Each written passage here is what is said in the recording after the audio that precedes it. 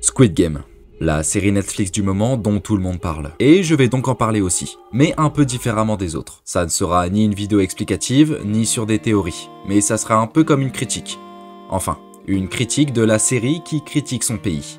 Ici, la Corée du Sud. Alors que le pays connaît une grave crise politique. Et cette série met en avant un bon nombre de problèmes de société en Corée du Sud, que le problème soit politique, social ou bien économique. Comme tout pays du monde, la Corée du Sud connaît différents problèmes de société, plus ou moins graves rangés par catégorie. Et Squid Game, qui se déroule en Corée du Sud, présente ces différents problèmes, ce qui en découle une critique sur son propre pays. Mais quels sont les problèmes sociétals de la Corée du Sud représentés dans Squid Game ? Commençons par le premier problème montré dans la série, ce qui nous donnera d'ailleurs la réponse de pourquoi les joueurs participent à ces jeux. Eh bien, c'est leur endettement. Un manque d'argent qu'ils ne peuvent combler, les incitant à participer au Squid Game pour engendrer une grosse somme d'argent qui s'élève à 45,6 milliards de won. Et comme par hasard, quel pays présente un ratio d'endettement des ménages supérieur à 100% du PIB ? La Corée du Sud, avec un ratio de 105%. Et ils sont seulement 4 pays dans le monde à avoir un ratio supérieur à 100% du PIB. Dans la série, les joueurs participent au jeu pour rembourser leurs dettes massives. Ces dettes sont donc un moteur central des motivations des personnages. En Corée du Sud, on a vu que l'endettement des ménages était parmi les plus élevés au monde. Et ces emprunts sont souvent contractés pour des besoins essentiels, comme le logement et les études. Et pas forcément comme notre protagoniste dans la saison 1. C'était le numéro 9 qui allait gagner. Mais c'est pas vrai. Quel bouquet de merde.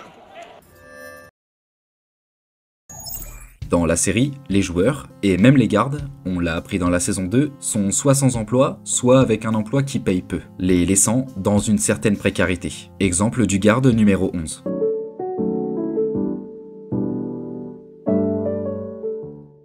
En Corée du Sud, le taux de chômage est très faible, environ à 2,7%, comparé à la France par exemple. Mais les types d'emplois en Corée sont très précaires, comme le montre cet article. La Corée du Sud possède des travailleurs dits irréguliers parmi les plus importants des pays de l'OCDE, avec environ 6,5 millions de travailleurs précaires, intérimaires ou en CDD, ce qui représente officiellement 33% des salariés. Donc oui, il y a beaucoup moins de chômage comparé à beaucoup de pays, mais ces travailleurs précaires ont des salaires beaucoup plus faibles, et ils ont un bénéfice très réduit des prestations sociales, que ça soit la retraite, l'assurance maladie ou les congés. Donc ce n'est pas parce que les personnes de ce pays ont du boulot qu'ils ne sont pas pauvres. Et cela nous ramène à l'exemple du garde numéro 11, qui malgré son travail, est obligé de survivre. Et c'est cette situation de précarité due à son emploi qui va la pousser à entrer dans le jeu du Squid Game.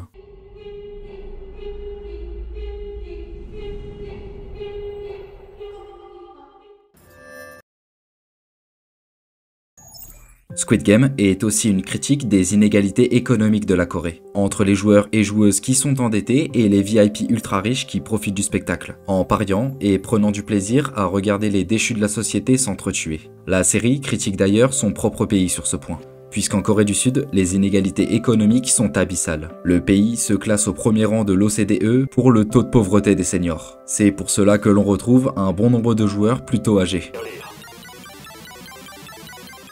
Bon, après vous allez me dire que les écarts économiques entre les riches et les pauvres sont dans tous les pays. Mais en Corée, c'est vraiment poussé à l'extrême. La Commission nationale sur les droits de l'homme a carrément demandé au pays de prendre soin de ses aînés. L'institution a affirmé un taux de pauvreté de 40%, ce qui est énorme. Et regardez cette vidéo, elle brise le cœur. En Corée du Sud, près de 3 millions d'entre eux vivent en dessous du seuil de pauvreté. En cause le système de retraite. Pour prendre un exemple des écarts de richesse, ces disparités sont très graves. Les 10% les plus aisés détiennent 58,5% du patrimoine, alors que 50% des personnes en situation précaire ne possèdent que 5,6%. La richesse moyenne du premier groupe est 52 fois plus élevée que celle du second. La concentration des richesses se trouve dans les chaebols. Mais ça, on va y revenir plus tard. Le jeu illustre donc parfaitement le fossé entre les riches organisateurs et les pauvres joueurs.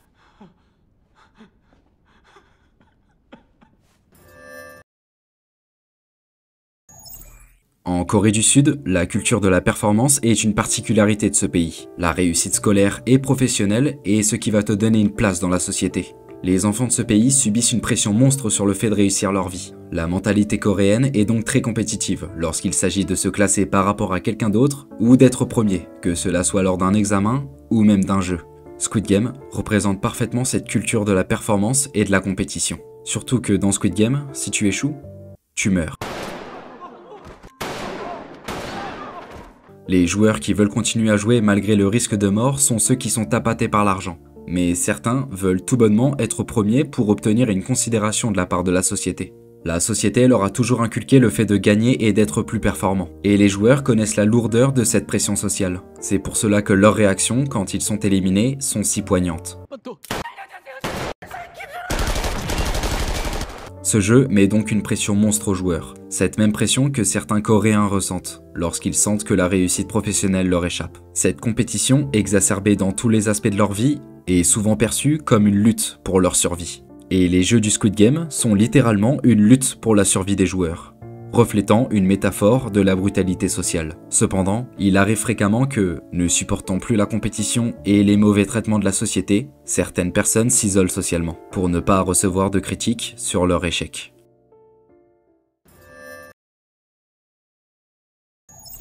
Dans Squid Game, les joueurs sont totalement isolés socialement. Le jeu est situé sur une île où sa localisation reste inconnue, à cause de lui. Au départ, ils sont 456 et à la fin, il n'en restera qu'un. Leur niveau social va donc baisser au fur et à mesure que les jeux passent. Surtout qu'au début du jeu, les gardes ont pris les affaires personnelles des joueurs, vêtements, papiers d'identité et même téléphone portable, pour un isolement social des plus totales. Les joueurs se sentent d'ailleurs rejetés par la société, et les gardes leur font savoir. Tous, ici présents, vivez sur le fil du rasoir, avec des dettes que vous ne pourrez jamais rembourser. Et cela fait écho au climat social en Corée du Sud, avec une marginalisation des personnes en difficulté économique ou sociale, et un manque de soutien pour les personnes vulnérables, comme les personnes âgées, mais ça j'en ai déjà parlé il y a quelques minutes. On observe une absence de filets sociaux pour aider les personnes en difficulté. Le maire de Séoul a d'abord affirmé que la solitude et l'isolement ne sont pas seulement des problèmes individuels, mais des défis que la société doit relever collectivement, puisqu'il y a eu 3661 décès solitaires en 2023 en Corée du Sud.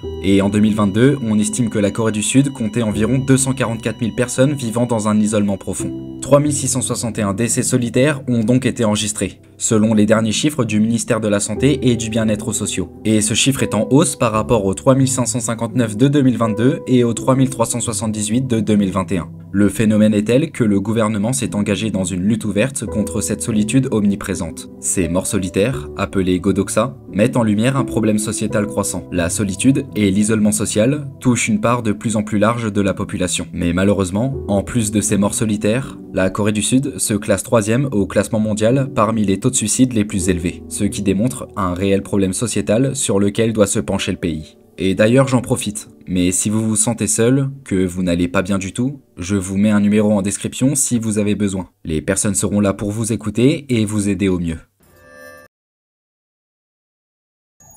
Actuellement, en Corée du Sud, la situation politique n'est pas des plus optimales, de ce que j'ai compris. Enfin, c'est même carrément le bordel. Le président, Yoon Suk-yeol, est sous mandat d'arrêt car il a déclaré la loi martiale. Il a été destitué par un vote parlementaire, mais le président, ou l'ex-président, refuse de se soumettre en confrontant la démocratie. Ce qui fait écho aux VIP ou à l'organisateur du jeu qui se permettent les pires horreurs. De plus, la présidente précédente du pays a été destituée et condamnée dans un scandale de corruption en 2022, tout comme les gardes qui sont corrompus. Et ils utilisent même l'injustice dans les règles du jeu. Exemple du joueur numéro 1 dans la première saison. Puisque le maître du jeu est carrément favorisé pendant les jeux, et lui, dans tous les cas, il ne mourra pas dans le Squid Game.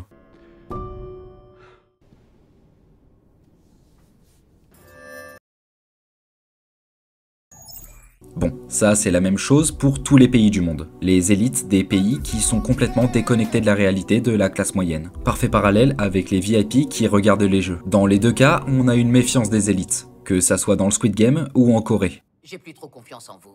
Ah ouais? Et c'est quoi ces délires de masques? Vos visages aussi sont confidentiels. La justice dans le pays est perçue comme biaisée en faveur des élites, puisqu'il y a des scandales fréquents impliquant les chaebols et les politiciens. Et du coup, on revient sur les chaebols. D'ailleurs, je ne sais pas du tout si je le dis bien. Les chaebols sont des acteurs essentiels pour le pays. C'est impossible de ne pas les évoquer puisqu'il s'agit des 5 plus grands, qui sont Samsung, Hyundai, SK Group, LG et Lotte. En 2022, ils représentaient la moitié du PIB sud-coréen. Leur relation avec l'État est intimement étroite, même si elles ont participé au développement économique du pays. Et cela présente un risque, car leur part des activités commerciales est telle que si l'un de ces mastodontes s'effondre, c'est la Corée du Sud dans son intégralité qui pourrait être en difficulté. La politique et l'économie se séparent rarement. Gouvernement et chaebol sont un peu dans une relation d'amour-haine, voire collaboration, corruption. La série Squid Game représente du mieux qu'elle peut les problèmes sociétals, et je trouve qu'elle le fait à merveille, parfois de manière subtile, ou alors totalement engagée. La Corée du Sud a beau être la 14e économie mondiale, 8e exportateur du globe, qui pèse très lourd à l'échelle mondiale, elle n'a pas réussi pour le moment à créer son havre de paix. Alors bonjour à ceux qui sont encore là, tout d'abord merci, et j'espère que vous avez passé un bon moment devant cette vidéo qui n'est pas très joyeuse. On parle quand même des problèmes sociétals d'un pays développé à l'échelle mondiale. Dans cette vidéo, je pense que vous l'avez remarqué, je n'ai pas fait une analyse bête et méchante de la série, mais j'ai plutôt utilisé la série pour mettre en avant les problèmes de ce pays. Et si cet aspect-là de ma chaîne vous plaît, faites-le moi savoir en commentaire, et j'y répondrai comme d'habitude. Passez une très bonne journée, ou une très bonne soirée, et merci d'être de plus en plus nombreux.